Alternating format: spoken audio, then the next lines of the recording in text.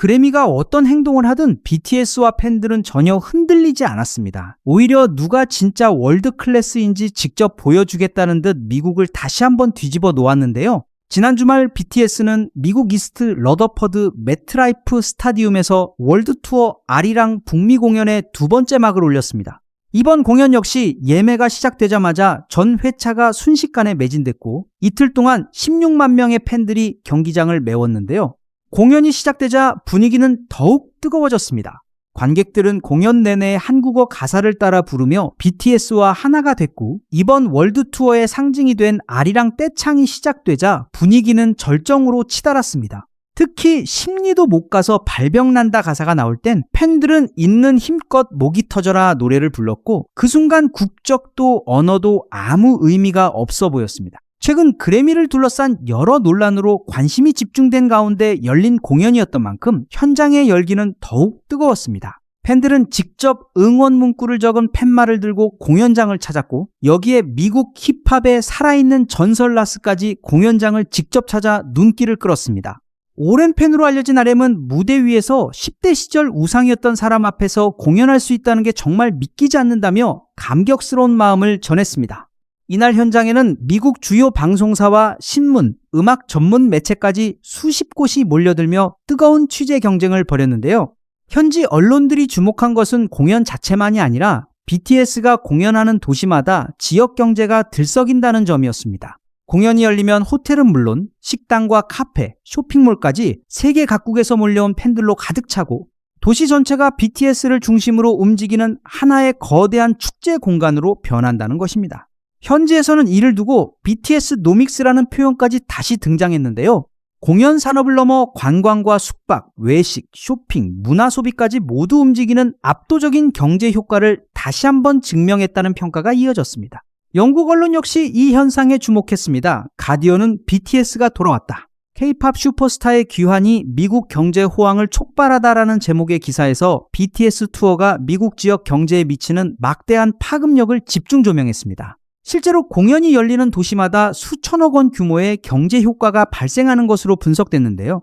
공연이 시작되자 뉴욕은 말 그대로 BTS의 도시가 됐습니다. 록펠러 센터의 명소 탑 오브 락은 아리랑 앨범 콘셉트로 꾸며졌고 내부에서는 BTS의 음악이 끊임없이 흘러나왔습니다. BTS 특선 메뉴를 파는 식당에는 팬들의 긴 줄이 이어졌고 세계 최대 규모의 기차역인 그랜드 센트럴 터미널 역시 BTS 티셔츠를 사려는 사람들로 발 디딜 틈 없을 정도였습니다.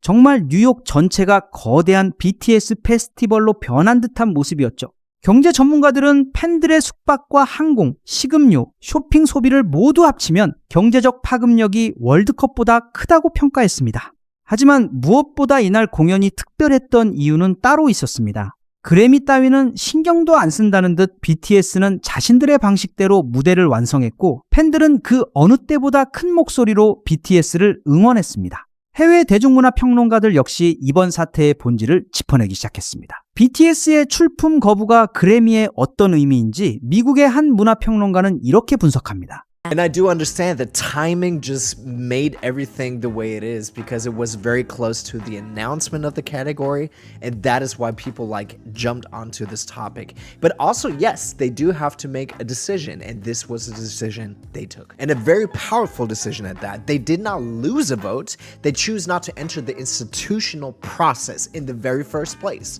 So that is a very strong statement to say, we don't need the Grammys. We are already very successful. We don't need recognition outside of a certain category or inside of a certain category. So it's really interesting. Where do you draw the line? I don't think you can draw a line. And for them to draw a line for a different category is really controversial. And we gotta understand there's so many, obviously, artists out there. Not only BTS. BTS is the most successful and maybe also most successful in the world, right? So also for smaller artists in Asia, this could be, it could be a chance, an opportunity, but most and foremost, it brings a lot of questions because it's kind of a segregation as the comment says, because they are creating a category for artists who would never compete in the main Grammys, which is super crazy. So I agree with you. I agree with this comment. 이처럼 시상식의 낡은 권위는 BTS의 독보적인 위상을 조금도 흔들지 못했습니다.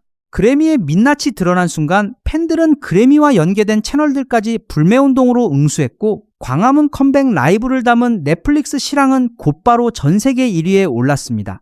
오직 압도적인 실력과 음악으로 증명하는 BTS는 오늘도 자신들만의 언어로 새로운 중심을 만들어가고 있습니다.